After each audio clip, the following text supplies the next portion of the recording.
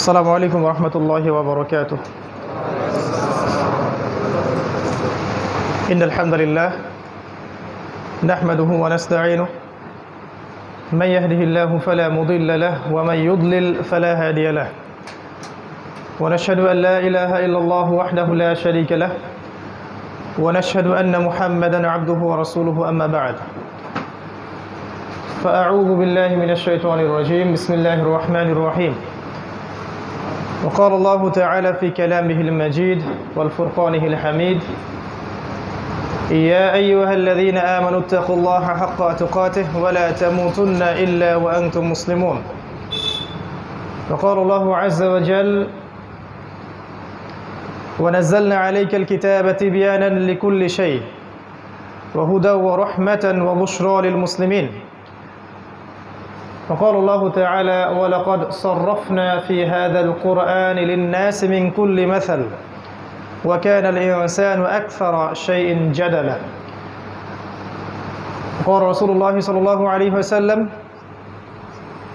إن الله يرفع بهذا الكتاب أقواما ويضع به الآخرين وهو يقول: القرآن حجة لك أو عليك.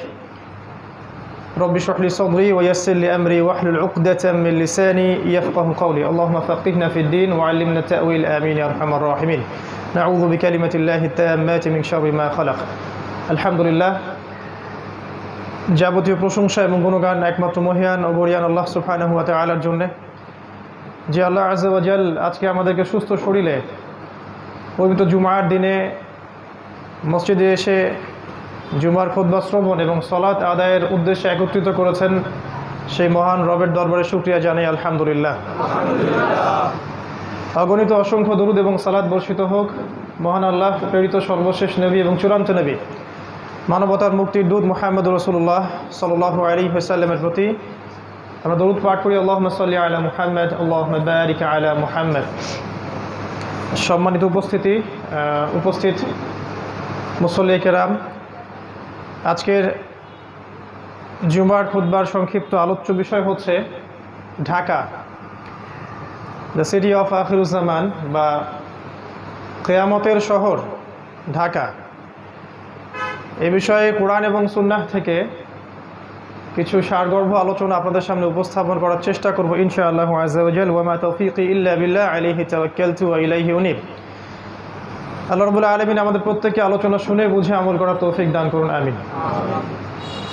আমি আলোচনা শুরু করতে চাই পবিত্র কোরআনুল কারীমের সূরাতুন নাহল এর 89 নম্বর আয়াত থেকে। আল্লাহ রাব্বুল আলামিন এই আয়াতে বলেছেন: আউযু বিল্লাহি মিনাশ শাইতানির রাজীম ওয়া নাযালনা আলাইকাল কিতাবা তিবয়ানান লিকুল্লি শাই ওয়া হুদা ওয়া রাহমাতান ওয়া বুশরা লিল মুসলিমিন। আল্লাহ পাক বলেছেন, হে নবী, আমি আপনার কাছে এমন একটা কিতাব নাজিল করেছি। হে নবী মুহাম্মদ সাল্লাল্লাহু আলাইহি ওয়াসাল্লাম, আমি আপনার প্রতি এমন একটা কিতাব নাজিল করেছি যেই কিতাবটি প্রত্যেকটা বিষয়ের ব্যাখ্যা।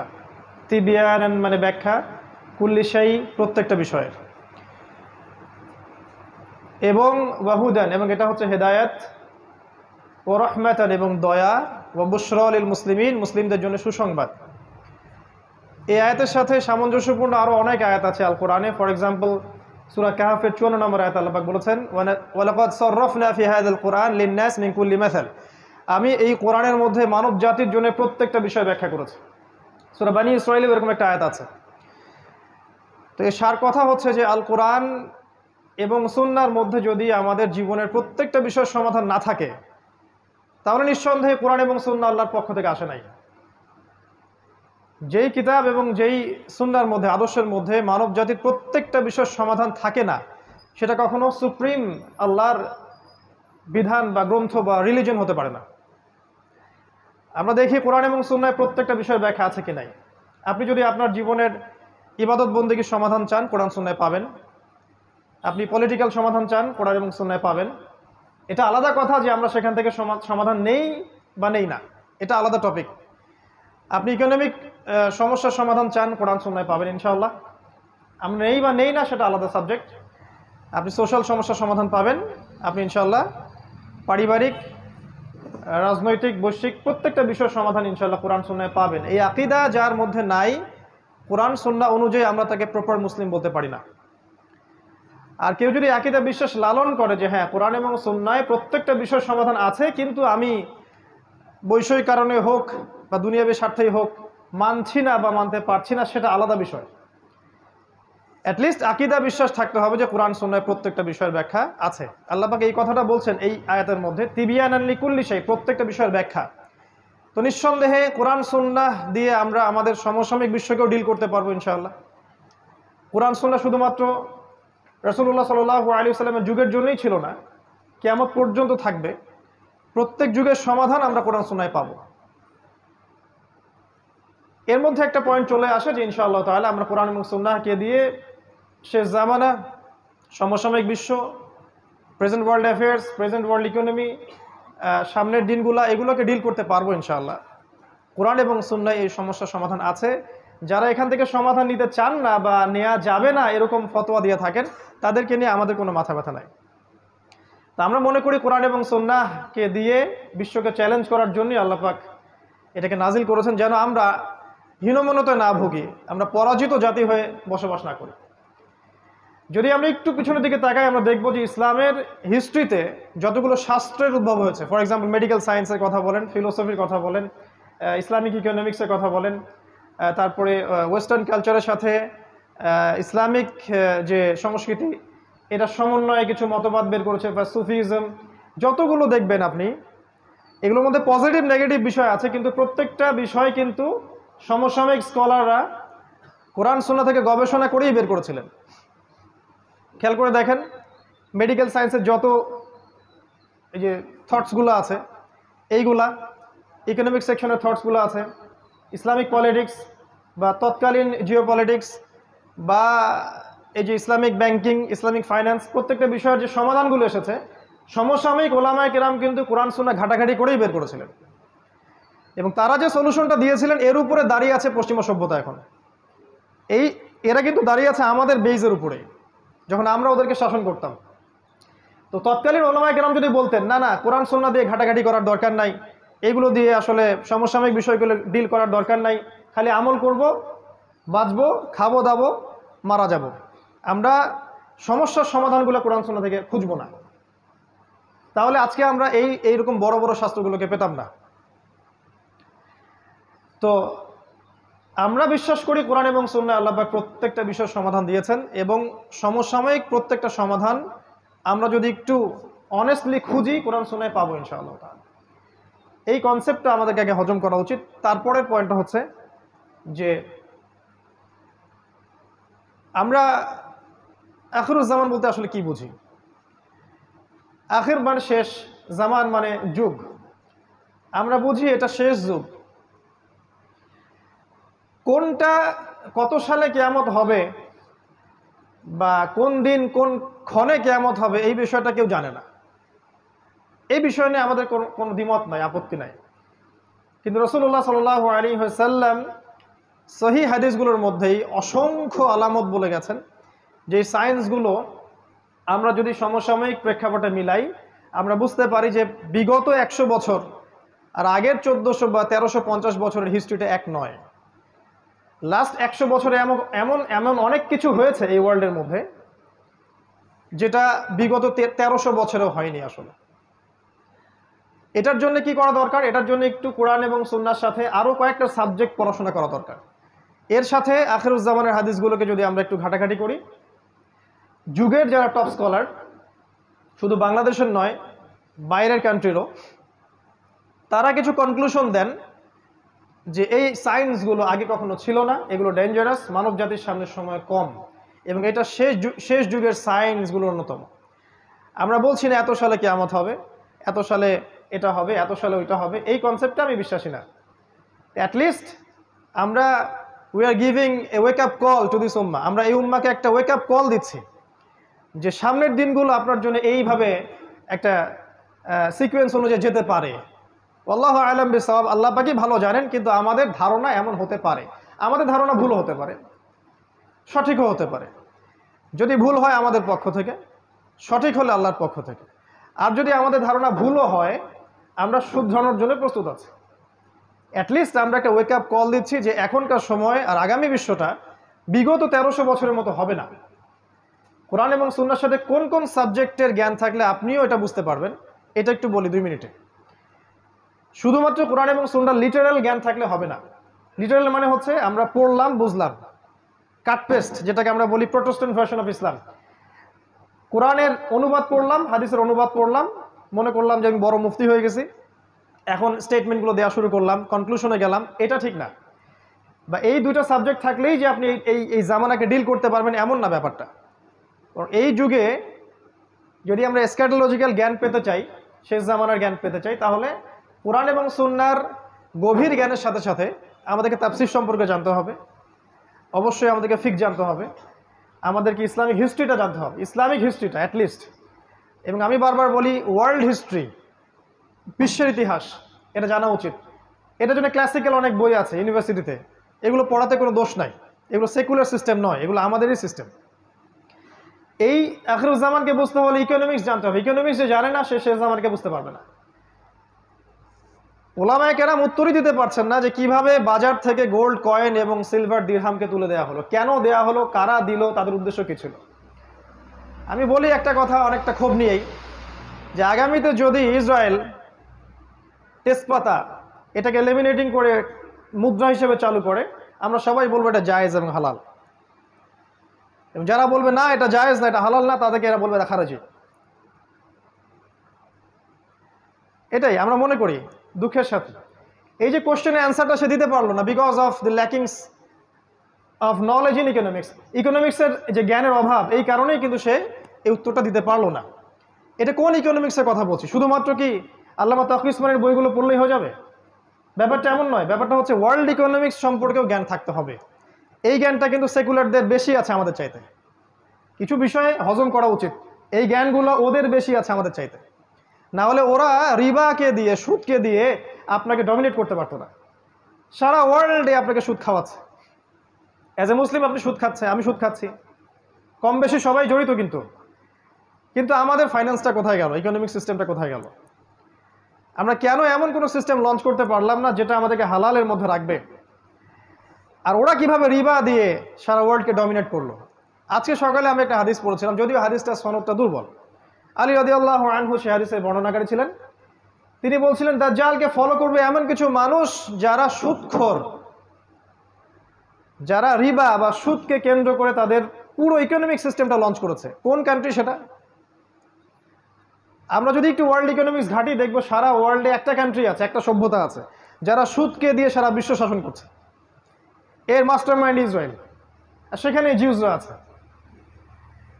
যাই হোক, ল্যাকিংস অফ নলেজটা কোথায়? ইকোনমিক সেকশনে ছিল না। এটা শেষ জামানার জ্ঞান অর্জন করতে হলে আপনাকে থাকতে হবে। আরেকটা সাবজেক্টের কথা আমি বলি বারবার, সেটা হলো যে জিও পলিটিক্স। এটা আপনারা আমার চেয়ে হয়তো ভালো বোঝেন, যারা ইউনিভার্সিটিতে পড়েন তারা আরও ভালো বোঝেন। জিও পলিটিক্যাল নলেজ না থাকলে এই ভূরাজনৈতিক প্রেক্ষাপটটা বুঝতে পারবে না। কেন চায়না রাশিয়া একসাথে, কেন ন্যাটোর সাথে টার্কি, কেন পাকিস্তান নিউক্লিয়ার ওয়েপেন্স থাকার পরেও কিছু করতে পারে না ইসরায়েল এগেনস্টে, এগুলো আপনি অ্যান্সার পাবেন না যদি জিও পলিটিক্যাল নলেজ আপনার না থাকে। আমাদের দেশের পররাষ্ট্রনীতিগুলোর মধ্যে আমরা অনেকে চাই যে খুব এগ্রেসিভ হোক, কেন আমরা পারি না? কি কারণ? এটা যারা জিও পলিটিক্স জানে তারা বোঝে। আর যারা আবেগে চলে তারা মনে করে যে এখনই জিহাদ লঞ্চ করতে হবে, বোগাস জিহাদ। আবার অনেক প্রশ্নের উত্তর, কিভাবে ইসরায়েল রাইজ করলো, কেন ব্রিটেন সারা ওয়ার্ল্ডকে শাসন করেছিল, তারপরে কিভাবে তারা আমেরিকাকে নিয়ে আসলো, রিপ্লেস করলো, অনেক প্রশ্নের উত্তর পাবেন না আপনি যদি আপনি জিও পলিটিক্স না জানেন, এর সাথে কোরআন সুন্নাহ না জানেন। ওরা কি করেছে সেকুলাররা? ওরা শুধু জিও পলিটিক্সকে নিয়েছে, কোরআন সুন্নাহকে নেয় নাই। আর আমরা বলছি কোরআন সুন্নাহর বেসিসেই আপনাকে জিও পলিটিক্স পড়তে হবে। দেন সূরা মাইদা পড়েন, আল্লাহ পাক বলেছেন পররাষ্ট্রনীতি কেমন হতে হবে। লা তাত্তাখিযুল ইয়াহুদা ওয়ান নাসারা আউলিয়া, আল্লাহ পাকের স্টেটমেন্ট। আমরা কিন্তু এখানে হেদায়েত নেই নাই। লা তাজিদান্না আশাদ্দান নাস আদাওয়াতাল লিল্লাযিনা আমানু আল ইয়াহুদ ওয়াল্লাযিনা আশরাকু, মুমিনদের জন্য সবচেয়ে বড় শত্রু দুইটা দল, আল ইয়াহুদ আল্লাযিনা আশরাকু, যারা শিরক করে। এগুলো কি সাহাবায়ে কেরাম মেনে চলেন নাই? ওই সময় আমাদের মাথা ছিল উঁচু, আমরা এখন মেনে চলি না, আমাদের মাথা আজকে নিচু। জিও পলিটিক্স জানতে হবে। এর সাথে আমি বলি একটা সাবজেক্ট, সেটা হচ্ছে যে ইন্টারন্যাশনাল মনিটারি সিস্টেম সম্পর্কে জ্ঞান রাখতে হবে, যেটাকে আমরা বলি ওয়ার্ল্ড ব্যাংক এবং IMF। আরও কিছু সাবজেক্ট আছে, মূল এই সাবজেক্টগুলো যদি আপনি না জানেন কোরআন সুন্নাহর সাথে, তাহলে আখিরুজ্জামান আপনি চিনতে পারবেন না। এটা সম্ভব না। শুধুমাত্র কোরআন এবং সুন্নাহর লিটারাল অর্থগুলো পড়ে আপনি কখনো বুঝতে পারবেন না আসলেই ওয়ার্ল্ডে কি হচ্ছে। এই জন্য যখন আপনি কোনো স্টেটমেন্ট দিবেন মানুষ বলবে এটা পাগল হয়ে গেছে। তা আমরা বলছি যে নিউক্লিয়ার ওয়ার সামনে আসছে, আমরা বলছি দাজ্জাল জেরুজালেম থেকে বিশ্ব শাসন করবে, পাল্টা পোস্ট দিয়ে রাখলো স্কুল বয় টাইপের কিছু মানুষ, দাজ্জাল খোরাসান থেকে বের হবে। ভাবখানা এমন যে হাদিসগুলো আমরা কখনো পড়িই নাই। আমরা যদি একটা কোশ্চেনই করি তাহলে রাসূলুল্লাহ সাল্লাল্লাহু আলাইহি ওয়াসাল্লাম মদিনা ইবনে সাইয়্যদকে দাজ্জাল কেন মনে করতেছেন? Answer me. রাসূলুল্লাহ সাল্লাল্লাহু আলাইহি ওয়াসাল্লাম মদিনায় ইবনে সাইয়্যদকে কেন দাজ্জাল মনে করছেন? হে ওমর, ও যদি দাজ্জাল হয়ে থাকে তুমি ওকে হত্যা করতে পারবে না, আর ও যদি দাজ্জাল না হয়ে থাকে নিরাপরাধ ব্যক্তিকে হত্যার মধ্যে কোনো ফল নেই। ইবনে সাইয়্যদ বলছে আল্লাহর কসম আমি জানি দাজ্জাল কে, তার পিতার নাম কি বা ইত্যাদি ইত্যাদি। হাদিসগুলো পড়ে দেখেন, বুখারী মুসলিম। তাহলে রাসূলুল্লাহ সাল্লাল্লাহু আলাইহি ওয়াসাল্লাম যে কে ভালো জানে যে কোথা থেকে দাজ্জাল বের হবে, তিনি কেন খোরাসানের কথা না বলে সেখানে গিয়ে মদিনা ইবনে সাইয়্যদকে ইনভেস্টিগেট করছেন? একটা বিষয় কি, এই সাবজেক্টটা নিয়ে আমাদের দেশে কোনো ফ্যাকাল্টি নাই, কোনো আলাদা কোনো কনস্ট্রাকটিভ কোনো বই নাই, কোনো মাদ্রাসায় এই সাবজেক্টটাকে নিয়ে গভীর পড়াশোনা করানো হয় না, কোনো সেকুলার ইউনিভার্সিটিতেও করানো হয় না। তাহলে একটা সাবজেক্ট সম্পর্কে আমরা কিভাবে জানবো যদি সেই সাবজেক্টের আমাদের কোনো ফ্যাকাল্টি না থাকে? যেমন ধরুন ফিকের অনেক ফ্যাকাল্টি আছে না বাংলাদেশে, ফিকের অনেক আলাদা ডিপার্টমেন্ট আছে না, শরিয়া গ্র্যাজুয়েশন কোর্স, বসেন দরকার নাই, বসেন, শরিয়া গ্র্যাজুয়েশন কোর্স ইত্যাদি ইত্যাদি। একটা সাবজেক্ট সম্পর্কে জানতে হলে ওখানে গভীর পড়াশোনা করতে হয়। কিন্তু নবী সাল্লাল্লাহু আলাইহি ওয়াসাল্লাম বলেছেন যে কিয়ামতের সবচেয়ে বড় ফিতনা, যার চেয়ে বড় কোনো ফিতনা নাই, সেটা হচ্ছে মাসিহুদ দাজ্জাল। এই দাজ্জাল সম্পর্কে আপনি কোনো ফ্যাকাল্টি পাবেন না, কনস্ট্রাকটিভ কোনো সিলেবাস পাবেন না, বই পাবেন না, গবেষণা পাবেন না। তাহলে যেটা নিয়ে কোনো গবেষণা নাই, যেটা নিয়ে কোনো মানে ফ্যাকাল্টি নাই, কোনো ডিপার্টমেন্ট নাই, কোনো আলাদা বই সিলেবাস কিছুই নাই, কিভাবে আপনি মনে করলেন যে দুই একটা হাদিস বিচ্ছিন্নভাবে পড়েই আপনি সাবজেক্টটা বুঝে যাবেন আর মানুষের সমালোচনা করা শুরু করবেন? যারা ওই সাবজেক্টে দীর্ঘদিন পড়াশোনা করছে ওদের। তো ইনশাআল্লাহ তাআলা এসব স্কুল বয়দের প্রশ্নের উত্তরগুলো আমরা একটা বই আকারে ছাপিয়ে দেবো ইনশাআল্লাহ, কারণ ইন্ডিভিজুয়ালি প্রত্যেকের উত্তর দিতে গেলে আমাদের সময় চলে যাবে, ততদিন না মালহামা শুরু হয়ে যাবে আর কি। তো আমরা আখিরুজ্জামানকে বুঝতে হলে সাবজেক্টগুলো দিকে খেয়াল রাখি। আল্লাহ পাক সবাইকে তৌফিক দান করুন, আমিন। ইনশাআল্লাহ তাআলা আমরা একটা সিলেবাস লঞ্চ করে দিব যেখানে একটা জেনারেল এডুকেটেড মানুষ কিভাবে এই সবগুলো সাবজেক্ট পড়াশোনা করবেন, বইয়ের নাম, লেখকের নাম সহ আমরা বলে দিব ইনশাআল্লাহ, যতটুকু আমরা আমাদের ক্ষুদ্র জ্ঞানে পারছি। এর চেয়েও যে ভালো হতে পারে না এমন নয়, তবে আমরা জাস্ট একটা শুরু করতে চাচ্ছি। এবং এই ব্যাপারটার নাম দিয়েছি আমরা ডিপ্লোমা ইন ইসলামিক স্টাডিজ, এবং সেখানে আমরা অবশ্যই স্ক্যাটোলজি বা শেষ জামার একটা সাবজেক্ট রাখবো, একটা বিভাগ রাখবো ইনশাআল্লাহ। Dhaka, the city of Akhiruzzaman. আমি ঢাকাকে অন্যভাবে দেখি, যারা ঢাকায় থাকেন তারা হয়তো এভাবে দেখেন না।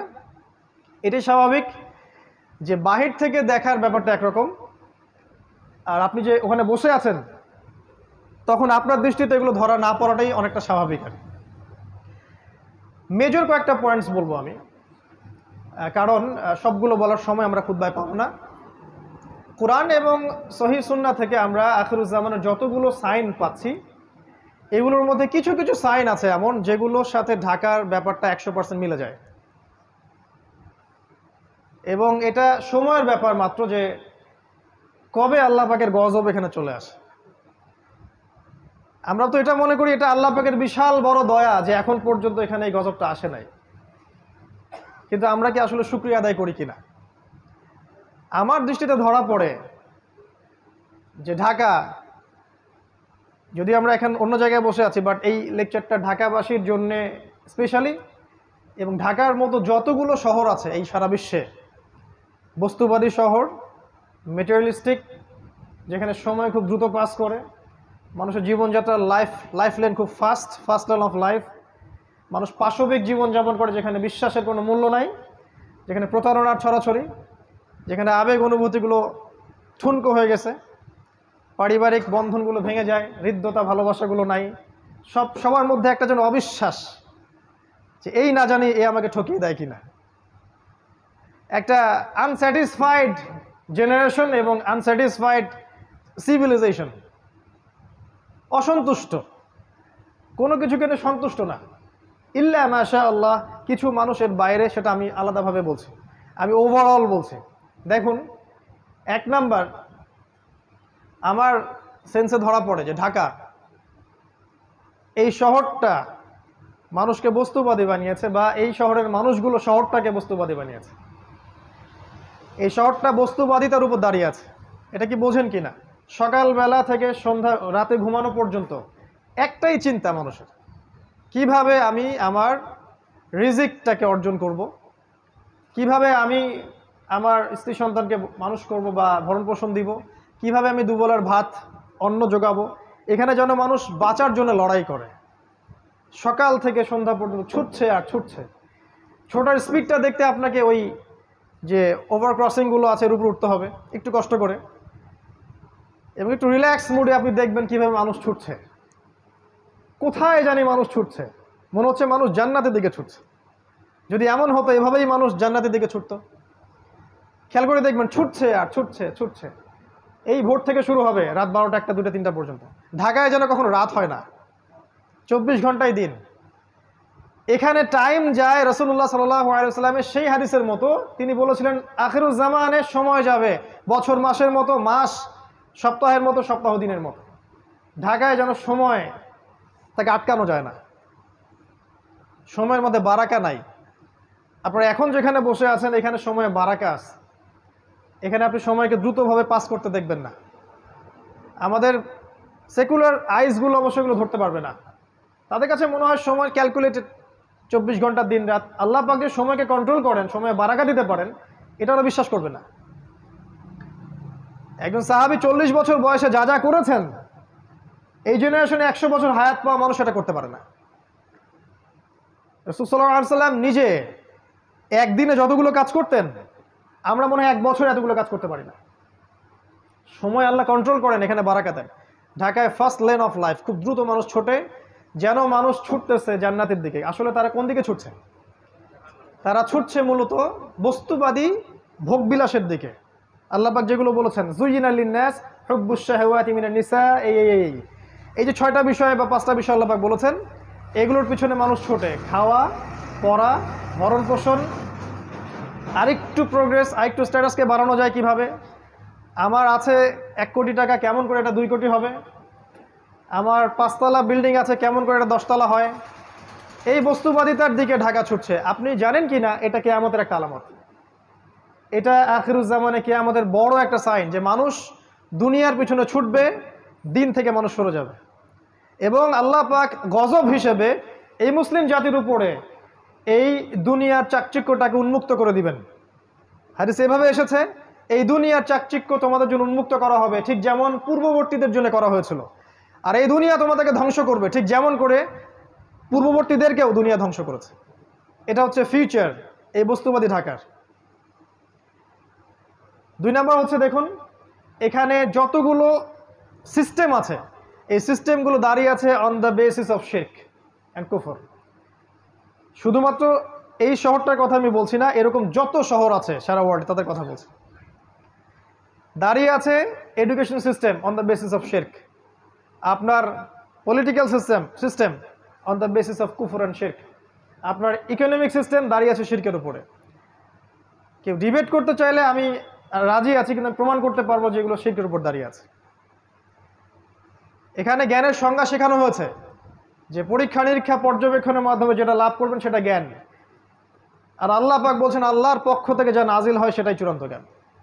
কুফর এবং শিরক এখানে শেখানো হয়েছে। জ্ঞান অর্জনের কি উদ্দেশ্য? একটা জব, একটা চাকরি। এই জন্য বড় বড় চাকচিক্যময় ইউনিভার্সিটি গড়ে উঠেছে এখানে শহরের মধ্যে। এবং এই ইউনিভার্সিটিসগুলো আমাদেরকে কি শিখাচ্ছে আসলে দিন শেষে? অজুর মাসআলা, গোসলের মাসআলা, 10টা হাদিস, 20টা কোরআনের আয়াত, 10টা সূরা, ইতিহাস, ফিকহ। আপনাকে শেখাচ্ছে কিভাবে আপনি একটা চাকরি অর্জন করবেন, আপনার স্ট্যাটাস বাড়বে, বাড়ি গাড়ি করবেন, খাবেন, ফুর্তি করবেন, এনজয় করবেন, পাশবিক লাইফ লিড করবেন, দেন ইউ উইল ডাই, আপনি মারা যাবেন। মারা যাওয়ার পরে আপনার 3 বার জানাজা পড়ানো হবে 3টা জায়গায়। তারপর 3 দিন পর মানুষ আপনাকে ভুলে যাবে। এবার গন ফ্রম হিস্ট্রি, আপনি হিস্ট্রি থেকে, ইতিহাস থেকে আপনার নাম শেষ, মুছে গেছে। ঢাকা আপনাকে এটা শেখাচ্ছে, এবং এর মতো যত সভ্যতা আছে এগুলা। এটা বস্তুবাদী এডুকেশন সিস্টেম। আল্লাহ পাক বলেছেন আমার নাজিল করা যে শিক্ষা ব্যবস্থা এটা হচ্ছে এমন, মানুষ জ্ঞান অর্জন করবে আল্লাহকে পাওয়ার জন্য। জ্ঞান অর্জনের উদ্দেশ্য হবে দিন প্রচার করা, প্রতিষ্ঠা করা, বিনয়ী হওয়া, নম্র হওয়া এবং জ্ঞান অনুযায়ী আমল করা। জ্ঞান এমন হবে উপকারী যেটা আল্লাহর পক্ষ থেকে নাজিল হয়, যে জ্ঞান আমাদেরকে আল্লাহ থেকে দূরে সরাবে না, বরং কাছাকাছি নিয়ে আসবে। মিলান আপনার এডুকেশন সিস্টেমের সাথে এগুলোকে, আসলে কি এমন হচ্ছে কিনা। কিন্তু লাক্সারিয়াস বিল্ডিংয়ের তো অভাব নাই, ব্যাঙের ছাতার মতো লক্ষ লক্ষ প্রতিষ্ঠান আপনার শহরে, কয়টা প্রতিষ্ঠান আপনাকে আল্লাহর দিকে নিয়ে আসতেছে? এডুকেশন সিস্টেম দাঁড়িয়ে আছে শিরকের উপর। আপনার ইকোনমিক সিস্টেম আপনার শহরের দাঁড়িয়ে আছে শিরকের উপরে। তারা আল্লাহর হালালকে হারাম করেছে, আর আল্লাহর হারামকে তারা হালাল করেছে। আল্লাহ পাক সুদকে হারাম করেছিলেন, তারা সুদকে হালাল করেছে। তারা রিবাকে ফরজ করেছে। আল্লাহ পাক দিয়েছিলেন একটা মনিটারি সিস্টেম, সেটাকে তারা তুলে দিয়েছে। আল্লাহ পাক কারেন্সি দিয়েছিলেন, সেটাকে তারা তুলে দিয়েছে। আল্লাহর হালালকে কেউ যদি হারাম করে আর আল্লাহর হারামকে কেউ হালাল করে, এটাকে কি বলা হয়? সূরা তাওবার 31 নম্বর আয়াত পড়ে দেখেন, এখানে বলা হচ্ছে এটা শিরক। কি জানেন একটা? হ্যাঁ, না এটা না, যাই হোক, আমি এই মুহূর্তে মনে করতে পারছি না। শেষের শব্দটা দেখবেন যে এখানে শিরকের কথা বলা আছে। ইত্তাখাযু, মনে পড়েছে, ইত্তাখাযু আহবারহুম ওয়া রুহবানহুম আরবাবা মিন দুনিল্লাহ ওয়াল মাসীহ ইবনে মারইয়াম। তারা কি করেছিল? আল্লাহকে বাদ দিয়ে, খ্রিস্টানদের কথা বলা হচ্ছে, জিউসদের কথা বলা হচ্ছে, পাদ্রী দরবেশ এদেরকে রবের আসনে বসিয়েছিল। ভালো করে শোনে না একটা, তারা পাদ্রী এবং দরবেশদেরকে রবের আসনে বসিয়েছিল এবং ঈসা আলাইহিস সালামকে রবের আসনে বসিয়েছিল। ওয়ামা উমিরু ইল্লা লিয়াবুদু ইলাহা ওয়াহিদা, কিন্তু ওদেরকে শুধু আদেশ করা হয়েছিল তারা এক আল্লাহর ইবাদত করবে। এই আয়াতটা যখন পড়া হচ্ছে আদী ইবনে হাতেমের সামনে, তা আদী ইবনে হাতেম বলছেন যে আমরা তো আমাদের পাদ্রী দরবেশদের ইবাদত করি না ইয়া রাসূলুল্লাহ। আল্লাহ রাসূল বলছেন আলাইসা ইউহারিমুনা ফাআহাল্লাহ ফাতুহিল্লুনাহু, তারা কি আল্লাহর হারামকে হালাল করে দেয় না, তোমরা কি সেটা গ্রহণ করো না? তারা কি আল্লাহর হালালকে হারাম করে দেয় না, তোমরা কি সেটা মেনে নাও না? বা তারা কি আল্লাহর হারামকে হালাল করে না, তোমরা কি সেটা মেনে নাও না? তখন আদী ইবনে হাতেম বলল যে হ্যাঁ, বেলা ইয়া রাসূলুল্লাহ, এটা তো আমরা করি। আমরা হয়তো সরাসরি ওদের ইবাদত করি না, ওদেরকে সেজদা করি না, ওদের সামনে নজর মানত করি না, কিন্তু ওরা আল্লাহর হালালকে হারাম করলে আমরা মেনে নিচ্ছি, আর ওরা আল্লাহর হালালকে যদি হারাম করে ফেলে আমরা মেনে নিচ্ছি। আল্লাহ রাসূল বলেন সাল্লাল্লাহু আলাইহি ওয়াসাল্লাম, তিলকা ইবাদাতুহুম, এটাই হচ্ছে ওদের ইবাদত করা। এখন আপনি আসেন আপনার সিস্টেমের দিকে। আল্লাহ পাক সুদকে হারাম করেছেন, আমরা কি করেছি? হালাল করেছি। আল্লাহ পাক মাদককে হারাম করেছেন, আমরা হালাল করে নিয়েছি। নিজেকে প্রশ্ন করেন, আমরা কিন্তু মন থেকে হালাল করে নিয়েছি। আল্লাহ পাক জিনাকে হারাম করেছেন, আমরা উন্মুক্ত করছি। আল্লাহ পাক খিলাফাকে হালাল করেছেন, আমরা হারাম করেছি।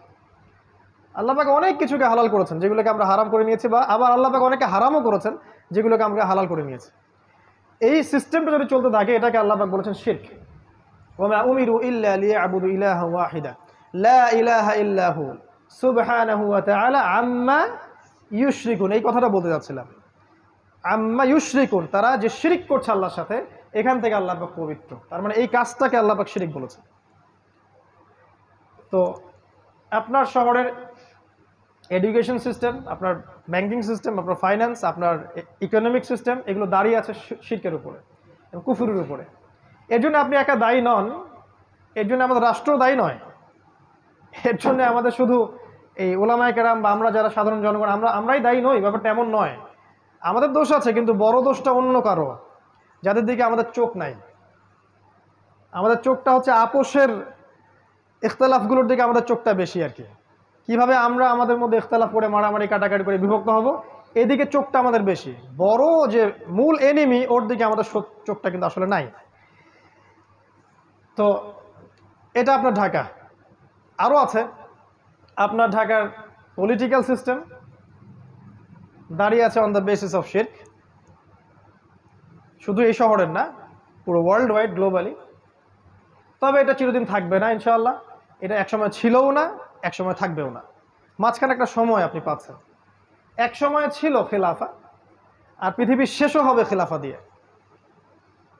এই উম্মতে মুহাম্মাদির স্টার্টিংটা ছিল খেলাফা দিয়ে, খেলাফা নিশ্চয়ই বুঝি আমরা এমন স্টেট যেটা যার মালিক আল্লাহ, এমন স্টেট যে রাষ্ট্রের প্রত্যেকটা বিষয়ের ফয়সালা হবে আল্লাহর বিধান অনুযায়ী, এমন স্টেট যেখানে আল্লাহ হচ্ছে আল আকবর, আল্লাহ হচ্ছে আল মালিক, মানুষ জনগণ আল মালিক আল আকবর নয়, বরং আল্লাহর দাসত্বের অধীনে প্রত্যেক মানুষ স্বতন্ত্র স্বাধীন। খেলাফা স্টেট একটা সময় ছিল, উমর ইবনুল খাত্তাবের যুগে, আবু বকর সিদ্দিকের যুগে, উসমান আলী, এই সময় ছিল, এখন নাই। একটা সময় আবার আসবে। কে আনবে, কিভাবে আসবে, এটা জানতে হলে আপনি আখিরুজ্জামান স্টাডি করেন, পাবেন ইনশাআল্লাহ। আমরা জানি যে এই পৃথিবীর শেষটাও হবে খেলাফাতে, এবং এই পৃথিবীতে মানব জাতির যে ইতিহাস, এটাও শুরু হয়েছিল কিন্তু খেলাফা দিয়েই। ওয়াইজ কুলনা লিল মালাইকা ওয়াইজ ক্বালা রাব্বুকা লিল মালাইকা ইন্নী জাইলুন ফিল আরদি খলিফা। ওই যে খলিফা আদম আলাইহিস সালাম, তারপরে আপনার দাউদ আলাইহিস সালাম, সুলাইমান আলাইহিস সালাম, মুহাম্মদ সাল্লাল্লাহু আলাইহি সাল্লাম, তারপরে সাহাবায়ে কেরাম, আবারও শেষটা হবে ঈসা ইবনে মারইয়ামের হাতে। ঈসা ইবনে মারইয়ামের হাতেই শেষ হবে, তিনিও হবেন কিন্তু খলিফা। কিভাবে আসবে, কিভাবে হবে, এটার জন্য আপনারা অপেক্ষা করতে থাকেন। সময়, টাইম উইল এক্সপ্লেইন এভরিথিং। সময় সব ব্যাখ্যা করে দিবে, কাউকে কিচ্ছু করতে হবে না, এটা আল্লাহর দায়িত্ব, আল্লাহ করে দিবে। কার দ্বারা করাবেন, কিভাবে করাবেন, এই প্ল্যান আল্লাহর কাছে আগে থেকেই করা আছে। আল্লাহ পাকের লাউহে মাহফুজে আগে থেকেই লেখা আছে যে দাজ্জালকে খুঁজতে যাওয়া সেই 10 জন ঘোড়সাওয়ারের বাবার নাম কি, তাদের নাম কি, তার বাবার নাম কি, সব কিছু রিটেন করা আছে। এত উদ্বিগ্ন হওয়ার কিচ্ছু নাই যে এখন আমাদের অবস্থা কেন এরকম, কিছুই হচ্ছে না, এত উদ্বিগ্ন হওয়ার কিচ্ছু নাই। এটা শেষ হবে খেলাফা দিয়ে। এখন যে অবস্থাটা আপনি আছেন, এটা শিরকের উপর দাঁড়িয়ে আছে। যারা দাঁড়িয়ে রেখেছে, দাঁড় করিয়ে রেখেছে, তাদের প্রতি নসিহত করা ছাড়া আমাদের কোনো আসলে কাজ নাই এই মুহূর্তে। কারণ আমরা দুর্বল, আর এটা আমাদের জন্য শোভাও পায় না যে আমরা তাদের পক্ষে বিরুদ্ধে এমন কিছু করব যেটা আমাদের শক্তি নাই। আমরা নাসিহা করতে পারি, তারা যদি রিসিভ করেন আলহামদুলিল্লাহ, রিসিভ না করলে তাও আলহামদুলিল্লাহ, অ্যাটলিস্ট আপনি আপনার দায়িত্ব পালন করেছেন। কারণ প্রত্যেকেই তার কর্মফল ভোগ করবে, এটা নিয়ে আপনাকে উদ্বিগ্ন হওয়ার কিছু নাই। আপনাকে আল্লাহর জায়গায় গিয়ে কাউকে শাসন করতে হবে না, আল্লাহ সব করে দিবেন ইনশাআল্লাহ। অপেক্ষা করতে থাকেন। আপনি যাবেন সামনে এই শহরের দিকে, দেখবেন এখানে আছে মাদকের ছড়াছড়ি। আপনার শহরে, পুরো শহর জুড়ে মাদকের ছড়াছড়ি। এমন এমন মাদক আপনার শহরে আছে যেগুলো হয়তো বাংলাদেশে অন্য কোনো জায়গায় নাই। এবং এলিট সোসাইটির মানুষরা মাদক খাচ্ছে, তাদের ইয়াং জেনারেশন, তাদের বাচ্চা কাচ্চা, ছোট ছোট বাচ্চা, 8-9-এ পড়া বাচ্চা, 5-6-এ পড়া বাচ্চা। এমন এমন মাদক যেগুলো আজকে থেকে 100 বছর আগে কল্পনাও করে নাই। গতকালকে একটা নিউজ দেখলাম, নতুন একটা মাদক নেওয়ার সাথে সাথে সে রিক্সাওয়ালার কাছে মাপ চাওয়া শুরু করছে, পরে নিজের গলে নিজেই দাও দিয়ে কোপ দিছে। কি মাদক এটা আসতেছে, আর নতুন নতুন কত কিছু আসবে আল্লাহ ভালো জানেন। নবী সাল্লাল্লাহু আলাইহি ওয়াসাল্লাম বলে গিয়েছিলেন, আখিরুজ্জামানে মাদক মানুষ সেবন করবে, হালাল মনে করে সেবন করবে, হারামই মনে করবে না, যেটা হারাম। এটা আপনার শহর, এরকম শহর বাংলাদেশে কয়টা আছে আপনি খেয়াল করে দেখেন। অন্য অন্য কান্ট্রিগুলোতে আছে অবশ্যই, এবং ওগুলো ছোঁয়া লাগছে আর কি। আপনি দেখেন, আপনার শহর মানেই জিনা, আপনার শহর মানেই জিনা। এখানে মেয়েরা নিজেকে মেয়ে মনে করে না, এখানে নারীরা নিজেদেরকে নারী মনে করে না, তারা মনে করে আমরা পুরুষের সমকক্ষ। আল্লাহ পাকের দেয়া অধিকারের চাইতে পশ্চিমাদের শেখানো অধিকার ওদের কাছে বেশি পছন্দের, এবং এই বিষয়গুলো ওদেরকে জিনার দিকে নিয়ে আসছে। ওপেন জিনা, বিবাহ বহির্ভূত রিলেশনশিপস, আপনার এই যে গার্লফ্রেন্ড বয়ফ্রেন্ড সংস্কৃতি, আপনার যে কো এডুকেশন, আপনার চাকরির ক্ষেত্রে কো এডুকেশন, একসাথে যাচ্ছি আসতেছি বাসে রাশন হাঁস, এগুলো যেন সয়ে গেছে আর কি, সয়ে গেছে। একটা পর্দাশীল মেয়েও বাসে উঠে গেল, পাবলিক বাসে, চারদিক থেকে পুরুষ ওকে ধাক্কা দিচ্ছে, ওর কাছে কিছু মনে হচ্ছে না, নর্মাল হয়ে গেছে। নর্মাল শহর আপনাকে করে দিছে কেমন যেন একটা যান্ত্রিকতা, এবং এই যান্ত্রিকতার মধ্য দিয়েই এই শহর মানুষকে আর ওই ইসলামিক মানুষের জায়গায় রাখে নাই, তার জীবনটাকে পাশবিক বানিয়ে ফেলছে। জিনা এভরিওয়্যার, আপনি দেখবেন শপিং মলে জিনা, রাস্তায় জিনা, স্কুল কলেজ ইউনিভার্সিটিতে সব জায়গায় দেখবেন জিনাকে প্রমোট করা হয়েছে। এবং তাদের যে গেট আপ, যে ড্রেস আপ, যে এইটাই রাসূল সাল্লাল্লাহু আলাইহি ওয়াসাল্লাম বলেছিলেন যে শেষ জামানায় এমন এক শ্রেণীর মেয়ে বের হবে, নিসাউন কাসিয়াতুন আরিয়া, যারা কাপড় পরেও নগ্ন হয়ে ঘুরবে। এটার এক্সাম্পল কিন্তু সাহাবীদের যুগে আমরা দিতে পারতাম না, এখন দিতে পারি। তারপরেও কিছু মানুষ বলবে না না না, এখনো 1000 বছর বাকি আছে কিয়ামতের, অপেক্ষা করতে থাকেন 1000 বছর। জিনা, এবং বিবাহ বহির্ভূত সম্পর্ক, এগুলো কি করেছে? আপনাকে ফ্যামিলিস্ট রেভলিউশনের দিকে নিয়ে আসছে। এখানে সম অধিকারের নামে আপনি দেখবেন মেয়েদেরকে পণ্য বানানো হয়েছে বিউটি কন্টেস্টের মাধ্যমে। এই যে মিউজিক, এই যে বিউটি কন্টেস্ট, এই যে মিডিয়া, এই যে গ্ল্যামারাস ব্যাপার স্যাপার, এগুলোতে নারীকে আর নারীর জায়গায় রাখা হয় নাই, তার সব কিছু উন্মুক্ত করা হয়েছে। এবং সমাজের পোশাক পরিবর্তন হয়ে গেছে, ফাংশন, ছেলেরা পুরুষের জায়গায় আসছে আর মেয়েরা ছেলের জায়গায় চলে গেছে। একটা মেয়ে সকালবেলা উঠতেছে, এই জ্যাম ফেস করে সে অফিসে যাচ্ছে, সব কিছু কাজ গোছায়, সে আবার 8-10টায় ব্যাক করছে। এই মেয়েকে আবার রান্না করতে হচ্ছে এই শহরে। এখানে বিবাহের সম্পর্কগুলো কোথায়? স্ত্রীকে সাথে নিয়ে রাস্তায় হাঁটা বা চাঁদ দেখা বা একটু খোলা বাতাসে ঘোরা, এগুলো তো এখানে কল্পনা করা যায় না। তার কোলে মাথা রেখে কোরআন তেলাওয়াত করা, এটাই শহরে সম্ভব হয় না, ইল্লা মাশাআল্লাহ। এতে করে বন্ধনগুলো ভেঙে যায়, পারিবারিক মূল্যবোধগুলো ভেঙে যায়। ডিভোর্স বাড়তেছে আপনার শহরে, এবং আপনার শহরে ডিভোর্স বাড়তেছে, পরকীয়া বেশি হচ্ছে, এবং পরকীয়ার বলি হচ্ছে কিন্তু হত্যা। পরকীয়া মানে কিন্তু হত্যা। পরকীয়ার পর একটা খুন ছাড়া কোনো সলিউশন থাকে না। ওই যে দেখলাম 6 টুকরা লাশ, আল্লাহ ভালো জানেন সত্য না মিথ্যা, আমরা দেখেছি। এরকম ঘটনা একটা দুটো না, অনেকগুলো হয়। এবং যদি সত্যিকার অর্থেই আপনি পরিসংখ্যান দাঁড় করান, আপনি দেখবেন এটাও একটা হাদিসের সাথে মিলে যায়। শেষ জামানায় হত্যাকাণ্ড বাড়তে থাকবে, এবং যাকে হত্যা করা হবে সে জানবে না কেন আমাকে হত্যা করা হচ্ছে, আর যে মারবে সেও জানবে না কেন আমি হত্যা করলাম। এটা আপনার শহর। এখানে আপনি দেখবেন পরিবারগুলো ভেঙে যাচ্ছে, সন্তান তার মাকে কাছে পাচ্ছে না, বাবাকে কাছে পাচ্ছে না। এই সন্তান যখন বড় হবে সে খুব লোনলি ফিল করবে। মনে রাখবেন, শৈশবে একটা বাচ্চা যেভাবে বড় হয়ে ওঠে, যৌবনকালে তার মাথাটা ওরকম হয়। যে বাচ্চাকে শৈশবে প্রচণ্ড টর্চার করেছেন, একাকিত্বে রেখেছেন, তাকে সঙ্গ দেয় না বাবা মা, এই সন্তানটা বড় হয়ে সন্ত্রাসী হতে পারে। সমূহ সম্ভাবনা আছে জঙ্গি হতে পারে। ওদের সেন্সে জঙ্গি বলছি আর কি, আমাদের সেন্সে না। ওরা যেটা বলে আর কি, মানে উগ্রবাদী হয়ে যাবে, নিরপরাধ মানুষকে হত্যা করবে, এটা হতে পারে। সন্তানের শৈশব এখানে হরণ করা হয়। আর ওকে ওই যে চাইল্ড কেয়ার সেন্টারে আমরা দিয়ে আসি, সন্তানকে মানুষ করে কাজের বুয়া, এটাই শহর আপনাকে দিয়েছে। এবং এই প্রতিটা বিষয়কে আমাদের সাইন, প্রত্যেকটা হাদিস বলার সময় পাচ্ছি না আজকে আমি। এই শহর আপনাকে আরও দিয়েছে সময়ের দ্রুততা, এখানে সময় দ্রুত পাস করে, এখানে সময়ের সাকিনা নেই। এই শহরের একটা ছেলেকে যদি আপনি একটা প্রত্যন্ত কোনো গ্রামে রেখে আসেন, সব টেকনোলজিকে বাদ দিয়ে স্মার্টফোন টোন ক্যান্সেল করেন, হি উইল বিকাম ক্রেজি, সে পাগল হয়ে যাবে, চলতেই পারবে না সে, ওর মাথা খারাপ হয়ে যাবে যে আমি কিভাবে সময় কাটাবো এখন। এখানকার যুব সমাজ বা এখানকার ছেলেরা, ছোট ছোট বাচ্চা যারা আছে, কিশোর এবং যুবকেরা, এরা ওদের মতো ওই প্রত্যন্ত জায়গায় ফুটবল খেলতে পারে না, চড়ের মধ্যে হাঁটতে পারে না, ওখানে বালুর সাথে, বাতাসের সাথে, মাটির সাথে ভিজতে পারে না, এরা বৃষ্টিতে ভেজে না, এরা হাইজেনিক ফুড খায় না, ম্যানুফ্যাকচার্ড করাপ্টেড ফুড খায়। এদেরকে খেয়াল করে দেখবেন, এরা ফিজিক্যাল স্ট্রাকচারে ওদের মতো শক্ত না। একটা গ্রামের ছেলে অনেক বেশি শক্ত, একটা গ্রামের মেয়ে অনেক বেশি শক্তিশালী। এখানকার একটা মেয়ে নর্মাল ডেলিভারি দিতে পারবে না, একটা গ্রামের মেয়ে 10টা বাচ্চা দিতে পারবে নর্মাল, কিছুই লাগে না। নবীজি বলেছিলেন শেষ জামানায় মেয়েদেরকে ধরা হবে, পেট কেটে ফেলা হবে। এখন বলবে এই হাদিসের ব্যাখ্যা করতে যাবেন না, কিছু আমাদের ভাই আছে Protestant version of Islam follow করে, না না এটার ব্যাখ্যা করার দরকার নাই, যে ব্যাখ্যার অধিকার আপনি আমার থেকে হরণ করেন কেন? ব্যাখ্যাটা করছি, সত্য হলে হবে, না হলে হবে না, ব্লেম তো আমার ঘরে আসবে কিয়ামতের দিন, আপনাকে টেনশন করার দরকার কি?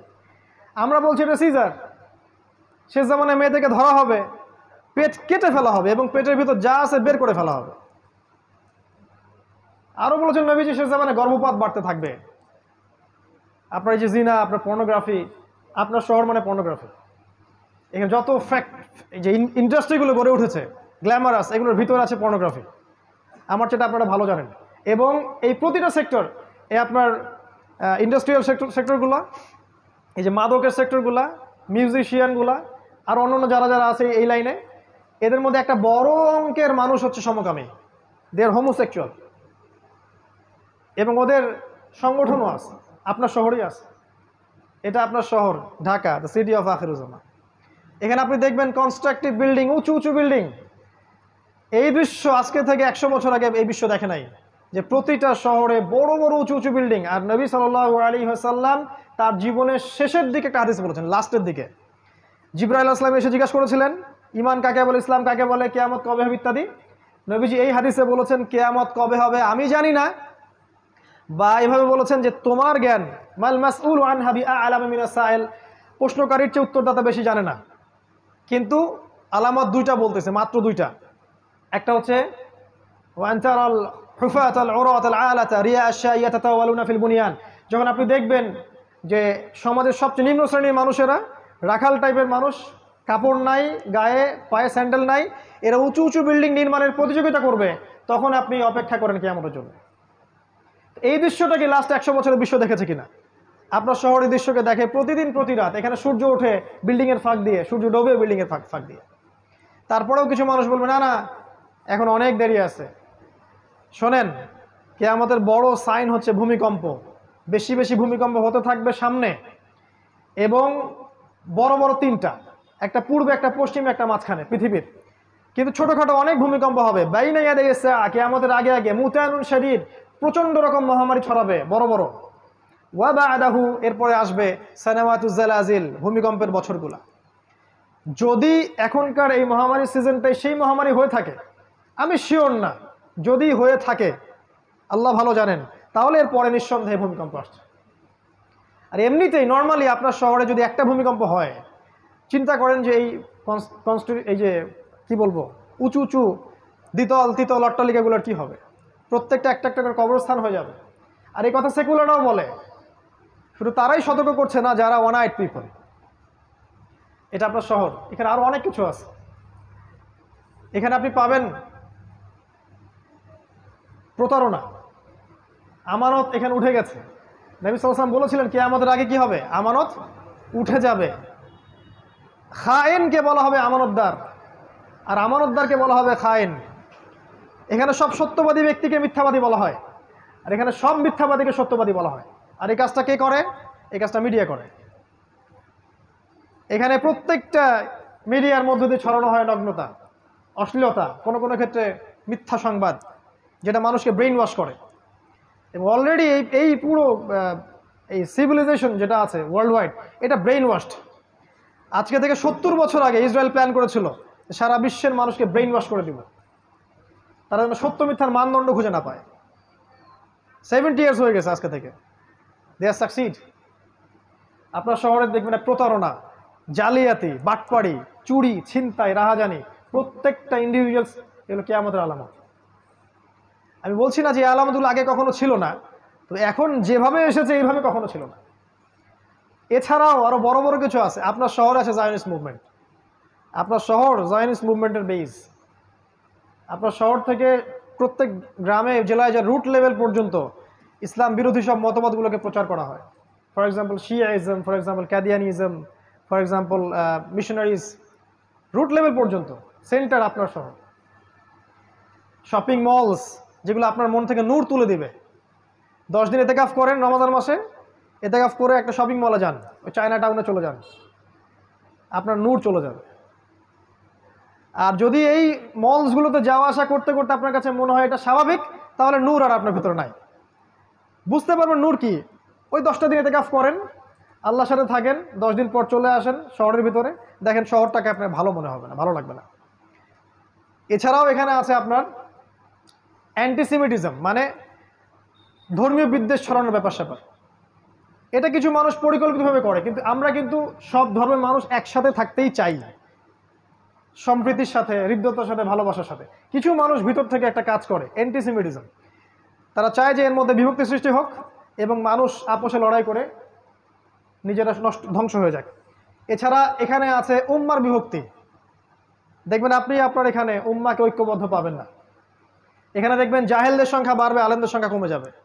এমন স্কলার আমাকে দেখেন আপনার শহরের, যে এই শহরের থেকে এই শহরে বড় হয়ে স্কলার হয়েছে, এই শহরে জন্ম নিয়ে, এই শহরে শৈশব, কৈশোর, যৌবন পার করে, পড়াশোনা করে সে বড় স্কলার হয়েছে, যে সারা বিশ্বকে ডিল করতে পারে, যার একটা ভয়েসে সারা বিশ্বের আনাচে কানাচে মানুষ প্রেরণা পাবে বা দিক নির্দেশনা পাবে বা যুগকে বুঝতে পারবে। একটা স্কলার দেখান, বাহিরের মানুষ স্কলার হয়ে এই শহরে আসছে, এই শহর আপনাকে স্কলার প্রডিউস করতে পারে নাই।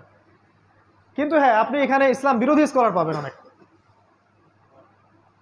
তো আপনার এখানে আপনি জামা ইমারা ঐক্য ইউনিটি কিছুই পাবেন না, প্রচুর সমস্যা। এগুলোকে আমাদের সায়েন্স। এখানে আপনি পাবেন নাস্তিকতা, আপনি পাবেন কুফর, আপনি শিরক পাবেন, ফাসেকি জুলুম পাবেন। জুলম, এই শহরটা জুলমের শহর। সুযোগ পেলেই যেন আরেকজনকে ঠকাতে হবে মানসিকতা নিয়ে বড় হয়। চান্স পাইছি 10 টাকা ঠকায় দিব, ওই ঠকায় দেওয়ার ফলে মনে হলো আমার ক্রেডিট, আমি অ্যাচিভ করলাম কিছু একটা। এই শহরের মানুষ আলটিমেটলি পরকালকে ভুলে গেছে। আল্লাহর সামনে দাঁড়িয়ে ইয়াউমা ইয়াকুমুন নাস লিরাব্বিল আলামিন এই আয়াতটা ভুলে গেছে। সেদিন কি অবস্থা হবে? যেদিন মানুষ তার রবের সামনে দাঁড়াবে এবং তাকে প্রত্যেকটা বিষয়ের হিসাব দিতে হবে। আরও আছে, এই শহরের পুরো জেনারেশন, ইয়াং জেনারেশন স্পেশালি, তারা তাদের জীবনের লক্ষ্য থেকে সরে আসে। তাদের কোনো ইসলামিক যে অ্যাম্বিশন, ইসলামিক গোল বা the aim in life, Islamic concept এটা নাই। তারা জানে না যে তারা আসলে কি চায় জীবনে। এই শহরে এমন ছেলের সংখ্যা অনেক বেশি যারা একসময় খারাপ লাইনে ছিল, বেলাইনে ছিল, হয়তো মাদকের সাথে ছিল, গিটার বাজাতো বা ড্রামস প্লে করতো বা ব্যান্ডের সাথে ছিল বা আর অন্যান্য খারাপ কিছু করেছে। এ ধরনের অনেক মানুষ কিন্তু এই শহর ইসলামের দিকে আসছে। কিন্তু সত্যিকার অর্থে এই শহরের ইয়াং জেনারেশনকে ইসলামিক যে মোটিভেশন, ইসলামিক যে মানে গোল অফ লাইফ, এখান থেকে সরিয়ে দেওয়া হয়েছে। তারা এখনও জানে না যে তার জীবনের গোলটা কি। ফামান যুহজিহা আনিন নার ওয়া উদখিলাল জান্নাহ ফাকাদ ফাজ। যে ব্যক্তিকে পুলসিরাতের মধ্যে পার করে দেওয়া হবে, জান্নাতে প্রবেশ করানো হবে, জাহান্নাম থেকে বাঁচানো হবে, এই ব্যক্তি সফল। এই শহর আপনাকে এই সাফল্যের ডেফিনেশনটা ভুলিয়ে দিয়েছে। ডেফিনেশন অফ সাকসেস এইটা যে আমরা জাহান্নাম থেকে বাঁচবো, জান্নাতে প্রবেশ করব। এই শহর আপনাকে ভুলিয়ে দিয়েছে যে আপনার জীবনের সাফল্যের ডেফিনেশনটা কি। বরং এই শহর আপনাকে শিখিয়েছে আপনার সাফল্যের ডেফিনেশন একটা চাকরি, একটা ব্যবসা, একটা বড় কিছু, বড় বিল্ডিং, সুন্দরী নারী। এই আর অনেক বিষয় আছে যেগুলো এক ক্ষুব্ধে বলা সম্ভব না। শেষ করছি, শেষের দিকে আসছে। এখানে প্রাকৃতিক বিপর্যয় আছে, পরিবেশটা ন্যাচারাল নাই। এখানে আমরা মুক্ত বাতাসে শ্বাস নিতে পারি না। এখানকার পানি আস্তে আস্তে লেয়ার নিচে নেমে যাচ্ছে। যদি আমরা বলি এটাও দলিল আছে কোরআন সুন্নাহয়, বলবে যে এরা পাগল হয়ে গেছে। এগুলোও থাকতে পারে। সূরা মুলকের শেষের একটা পড়েন, কুল আরাআইতুম ইন আসবাহা মাউকুম গাওরা ফামান ইয়াতিকুম বিমাইন মাইন।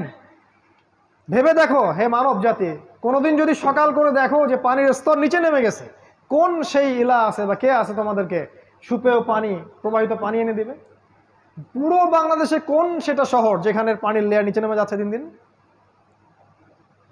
মানুষের এখনো হুঁশ হয় না। ডেঞ্জার জায়গায় আমরা অবস্থান করছি। আমরা এখন শেষ করবো আর কয়েক মিনিটের মধ্যে ইনশাল্লাহ। পরিবেশগত বিপর্যয়ের কথাই বলেন, নৈতিক অবক্ষয়ের কথাই বলেন, আপনার বস্তুবাদিতার কথাই বলেন, অর্থনৈতিক যে ইসলামিক ট্র্যাক থেকে সরে আসার কথাই বলেন, পলিটিক্যাল শিরকের কথাই বলেন, এই যে আপনি উঁচু বিল্ডিংয়ের কথা বলেন, এই যে বেহায়া নারীদের কথাই বলেন, নগ্নতা, অশ্লীলতা, আপনার পর্নোগ্রাফি, আপনার জিনা, সমকামিতা, সব কিছু কি আমাদের বড় বড় সায়েন্স, যেগুলো আপনি দেখবেন আপনার শহরে 100% মজুদ আছে। এবং এরকম যত শহর সারা ওয়ার্ল্ডে আছে তাদের মধ্যে আরও বেশি পরিমাণে আছে, তবে আমাদের শহরেও কম নাই। এই জন্য আমরা যখন এই শহরে প্রবেশ করি, ঢোকার সাথে সাথে মনে হয় যে আমরা ঢুকলাম ইন দ্য সিটি অফ আখিরুজ্জামান। এই জন্য আমি বলি ঢাকা দ্য সিটি অফ আখিরুজ্জামান। আর আমার সাথে অনেকে একমত হতেও পারে, নাও হতে পারে। যারা দ্বিমত পোষণ করে তাদেরকে নিয়ে আমার কোনো মাথা ব্যথা নাই, তাদের প্রতি আমার কোনো আক্রমণাত্মক কোনো মনোভাব নাই। কারণ আমি যা বলছি বা আমরা যা বলছি এটা যদি সত্য হয়ে থাকে, হিস্ট্রি উইল রিমেম্বার ইট। এটাকে ইতিহাস মনে রাখবে ইনশাআল্লাহ। একসময় আমরা থাকবো না, তো মানুষ মনে রাখবে যে অমুক অমুক অমুক অমুক এই কথাগুলো আগেই বলে গিয়েছিল। আর যদি আল্লাহ না করুক এগুলো ভুল হয়, তাহলে ইতিহাস আমাদেরকে ভুলে যাবে, যেমন করে ইতিহাস অনেক মানুষকে ভুলে গেছে। আর যাদের কাছে এই নলেজগুলো আছে কিন্তু তারা সেগুলো জনগণকে বলছেন না, বা নিজের ব্যক্তি স্বার্থের কথা চিন্তা করছেন, বা কুফার, ফাসেক, জালেম, মুশরিক, মুনাফিকদের সাথে আতাত করছেন, আপোষ করছেন, ওদের পক্ষ নিয়ে কাজ করছেন, বা রিয়েল কথা বলছে, তাহলে আমরা বলবো ইতিহাস আপনাদেরকেও মনে রাখবে, বাট এই উম্মতের গাদ্দার হিসেবে মনে রাখবে ইনশাআল্লাহ। কি করবেন ঢাকাবাসী? সলিউশন আমি কয়েকটা বলতে পারি পয়েন্ট আকারে। আমার দৃষ্টিকোণ থেকে মনে হয় ফার্স্ট অফ অল আপনারা আপনাদের জীবনের উদ্দেশ্যটা ফিক্স করেন যে কী জন্য আপনারা পৃথিবীতে আসছি। আমিও কিন্তু ঢাকাবাসী। এখন আল্লাহ পাক আমাকে এখানেই জুড়াই দিয়েছেন তাকদির। কিন্তু ব্যাপারটা হচ্ছে এই যে আপনাদের একজন হয়েই বলছে যে প্রথমে জীবনের উদ্দেশ্য ফিক্স করা উচিত, যে আমরা কী জন্য পৃথিবীতে বসবাস করছি, উদ্দেশ্যটা কি আমাদের পৃথিবীতে বসবাস করা। এই পাশবিক লাইফ লিড করা, খাবো দাবো, লাক্সারিয়াস জামা কাপড় পরবো, ঘুরে বেড়াবো, ফ্যান্টাসি, এক সময় আমরা মারা যাব। এরপরে কি আসলে এর পরের জীবনটাকে নিয়ে পরকালের বান্দা হয়ে বাঁচার চেষ্টা করি, আর দুনিয়াটাকে প্রয়োজন মনে করি। দুনিয়া আমার হাজত, যতটুকু লাগে সন্তুষ্ট থাকি। 10,000 টাকায় সংসার চললে 20,000 টাকা দিকে না যাই, একতলা বাড়িতে হয়ে গেলে 2তলা বাড়ি করার ওদিকে না যাই, বরং ওই সময়টা আমরা আল্লাহর দিকে ব্যয় করি। এক কথায় জীবনের উদ্দেশ্য ফিক্স করি, ফামান যুহজিহা আনিন নার ওয়া উদখিলাল জান্নাহ ফাকাদ ফাজ। এই একটা মনে রাখবেন, যাকে জাহান্নাম থেকে বাঁচানো হবে এবং জান্নাতে প্রবেশ করানো হবে সেই একমাত্র সফল, আর কেউ সফল না। ওই যে ট্রাম্প, নেতানিয়াহু, এই হাবিজাবি, বাইডেন, এই যে যা যা আছে আমাদের, পুতিন টুতিন, ফেরাউন, নমরুদ, কেউ সফল না যদি না তারা পরকালে জান্নাতে যেতে পারে। কেউ সফল না। এরা যদি পরকালে জাহান্নামে যায়, ওইটাই আলটিমেট ওদের ধ্বংস। আর যে ব্যক্তি, আপনি আমি অমুক, আব্দুর রহিম, আব্দুল্লাহ, আব্দুর রহমান যে আছে, সে যদি পৃথিবীতে ওই শশা বিক্রি করে খায়, একটা ভ্যান চালায়, একটা রিক্সা চালায়, যাই চালায়, পরকালে যদি সে জান্নাতে যায়, এই ব্যক্তি সফল। সাফল্যের সংজ্ঞা আমাদেরকে আগে বুঝতে হবে। এটা ঢাকাবাসীর প্রতি প্রথম নসিহত। 2 নম্বর হচ্ছে যে বস্তুবাদিতা ছাড়তে হবে। বস্তুবাদিতা মানে দুনিয়াতে আসক্তি, ডুবে থাকা। আলহাকুমুত তাকাসুর হাত্তা যুরতুমুল মাকাবির, এই কনসেপ্ট থেকে বের হতে হবে। আল্লাহ পাক কিন্তু বলেছেন কাল্লা সাউফা তা'লামুন, ধমক একটা, অবশ্যই জানবে। সুম্মা কাল্লা সাউফা তা'লামুন, আবারও বলছি অবশ্যই জানতে পারবে। কাল্লা লাউ তা'লামুন ইলমাল ইয়াকিন, একবারে বিশ্বাস নিশ্চিত জ্ঞানের সাথে জানবে কবরে গেলে কোনটা আসলে কি ছিল। লা তারাউন্নাল জাহিম, প্রত্যেক চোখ অবশ্যই জাহান্নাম দেখবে, তোমরা অবশ্যই জাহান্নামকে দেখবে। এবং সুম্মা লাতুসআলুন্না ইয়াওমাইযিন আনিন নাঈম, প্রত্যেক নিয়ামত সম্পর্কে আল্লাহ পাক আমাদেরকে জিজ্ঞাসা করবেন। এই নসিহত আমার প্রতি, আপনাদের প্রতিও, যে আমরা বস্তুবাদী না হই, দুনিয়ার বান্দা হয়ে না বাঁচি, পরকালের বান্দা হয়ে বাঁচি। আল্লাহ পাক দুনিয়াকে আপনার পায়ে এনে দিবেন ইনশাআল্লাহ। শুধু একটাবার মনে নিয়াত করেন যে আমি আল্লাহর জন্য বাঁচবো, আল্লাহর জন্য মরবো, আল্লাহর জন্য আমার সালাত, আমার কোরবানি, আমার সব কিছু, দুনিয়ার যা যা প্রয়োজন আপনার, আল্লাহ আপনার পায়ের সামনে এনে হাজির করে দিবেন ইনশাআল্লাহ। দেখবেন এক জায়গায় গেছেন, আপনার জামা নাই, দেখবেন কেউ একজন জামা হাদিয়া দিয়ে গেছে, দেখবেন খেয়াল করে। যাচ্ছেন, টাকা পয়সা নাই, কেউ হাতে টাকা দিয়ে চলে যাবে। শত শত এরকম মানে ঘটছে আমার জীবনেই, বলে শেষ করতে পারবো না। বললে আবার কিছু আমাদের উগ্রপন্থী ভাই আছেন, অতিরিক্ত মাত্রায় সহি, তারা বলবে আমি আবার সুফিজমে চলে আসছি। ভয় পাই আমি খুব তাদেরকে নিয়ে আর কি। তারা অলওয়েজ আমার কথাগুলোকে মার্ক করে, বা আমাদের কথাগুলোকে, একটা যদি স্লিপ অফ টাং বের হয়েছে এইটা নিয়ে কথা হবে আসে।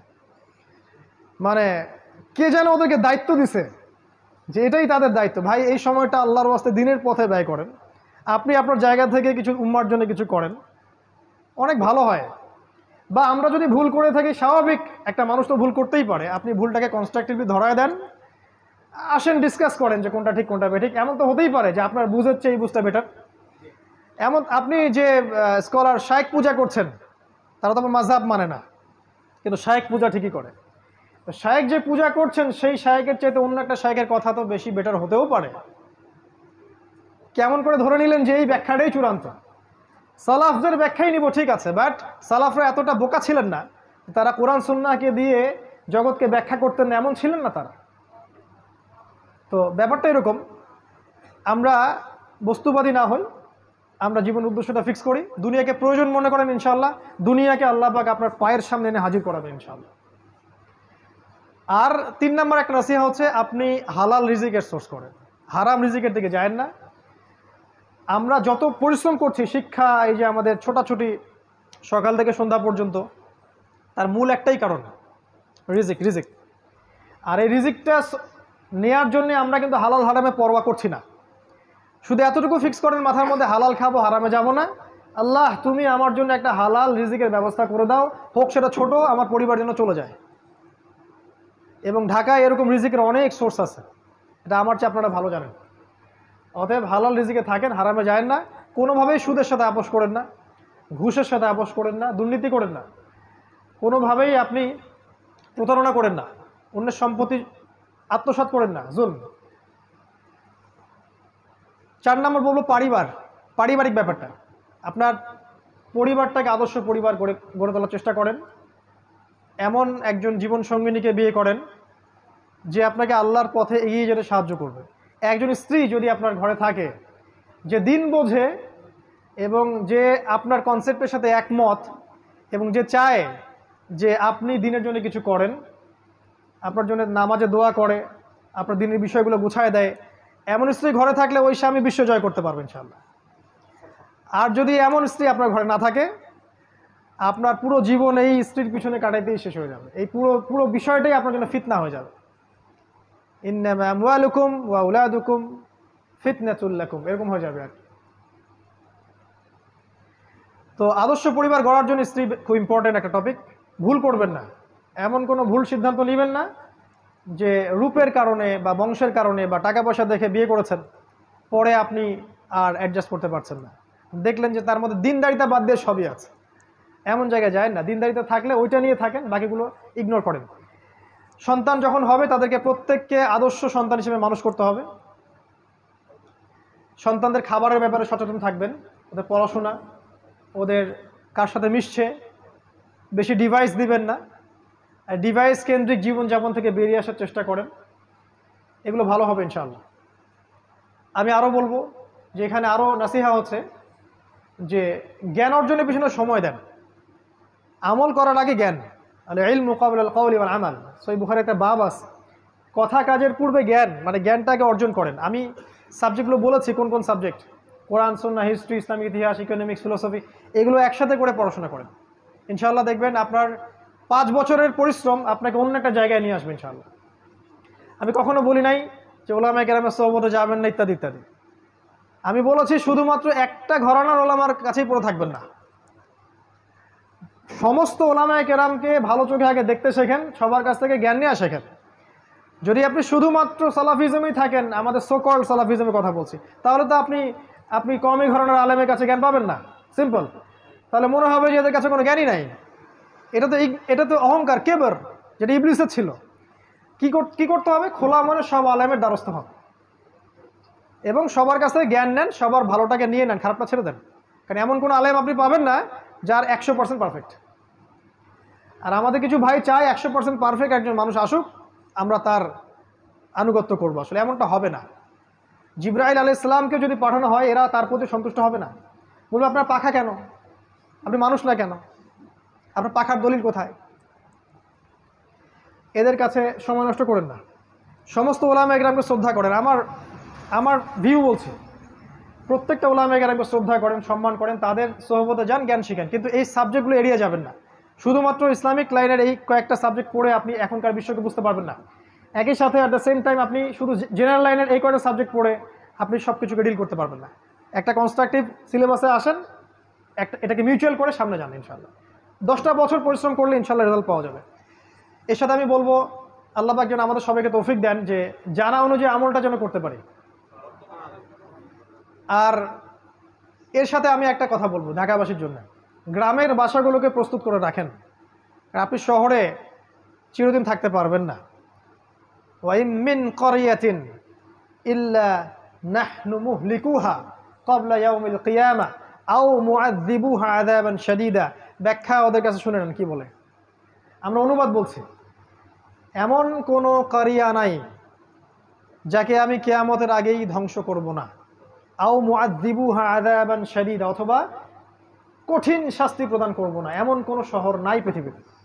কানা যালিকা ফিল কিতাবি মাসতুরা, অনেক আগেই এটা কিতাবে লেখা হয়ে গেছে। ভূমিকম্পের মাধ্যমে হোক বা আপনার মহামারীর মাধ্যমে হোক বা আরও বড় কোনো গজবের মাধ্যমে হোক, ঢাকা উইল কলাপস। কোনো শহর কনস্ট্যান্ট থাকবে না। হিজরত, আপনার গ্রামের বাড়ি, আপনার এই যে সেখানকার কৃষিভিত্তিক অর্থনীতি, ভালো অর্গানিক ফুড, এগুলো তো অভ্যস্ত হন, ওখানে যাওয়া আসা শুরু করেন। ঢাকা আপনাকে ছাড়তে হতে পারে সামনে, ওয়ার্ন করছি আমরা। এবং এরকম বড় বড় শহরগুলো, আর সবচেয়ে বড় কথা হচ্ছে যে এই শহরটা উৎপাদন কেন্দ্রিক নয়, আমদানি রপ্তানি কেন্দ্রিক। একটা মালহামা সব কিছুকে ব্লক করে দিবে, এখানে যারা থাকবে তারা আফসোস করবে যদি আমরা এখান থেকে আগে লিভ করতে পারতাম। এটা প্রস্তুতি রাখেন। সর্বোপরি আল্লাহ পাক আমাদেরকে যতটুকু নিয়ামত দিয়েছেন, আমাদের জ্ঞান, আমাদের টাকা পয়সা, আমাদের স্ত্রী সন্তান, আমাদের এই যে জামা ইমারা, এগুলোকে দিয়ে দিনের খেদমত করার চেষ্টা করেন যতটুকু পারেন ইনশাআল্লাহ। সমসাময়িক বিষয়গুলো পড়েন, আগামীর জন্য প্রস্তুত থাকেন এবং আপোষে ইখতলাফ না করে, যারা ইখতলাফ করে ওদেরকে ভুলে যান। আপোষে যারা ইখতলাফ করে না, ওয়ানুম্মা ওয়ান জামা কনসেপ্টে বিশ্বাস করে, এই মানুষগুলোকে নিয়ে শান্তিপূর্ণভাবে মাক্কি জীবনে রাসূল সাল্লাল্লাহু আলাইহি ওয়াসাল্লাম যেভাবে এগিয়ে গিয়েছিলেন, আপনার এই শহরটা হচ্ছে কোনো বেটার জায়গা নয়, এইভাবে এগিয়ে গিয়ে আপনি একটা জামা বা একটা কমিউনিটি গড়ে তোলার চেষ্টা করেন। এটার খুব অভাব সারা দেশে। এটা যদি করতে পারি ইনশাআল্লাহ তাআলা, আল্লাহ পাক আমাদের মধ্যে একটা রুহামা দিবেন, একটা জামা দিবেন, একটা সুন্দর মৈত্রী ভালোবাসা থাকবে এবং এই শহরের যে জাহিলিয়াতগুলো আছে এগুলোকে স্কিপ করা আমার জন্য সহজ হবে, কারণ একা একা আপনি কিছুই করতে পারবেন। আল্লাহ পাক আমাদের সবাইকে আলোচনাটা শুনে বুঝে আমল করার তৌফিক এনায়েত করুন, আমিন।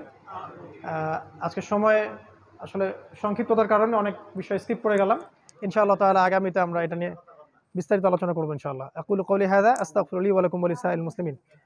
বারাকাল্লাহু লানা ওয়া লাকুম বিল আয়াতিল হাকীম ইন্নাহু তাআলা জাওয়াদুন কারীমুন রাউফুর রহিম। আসসালামু আলাইকুম ওয়া রাহমাতুল্লাহ।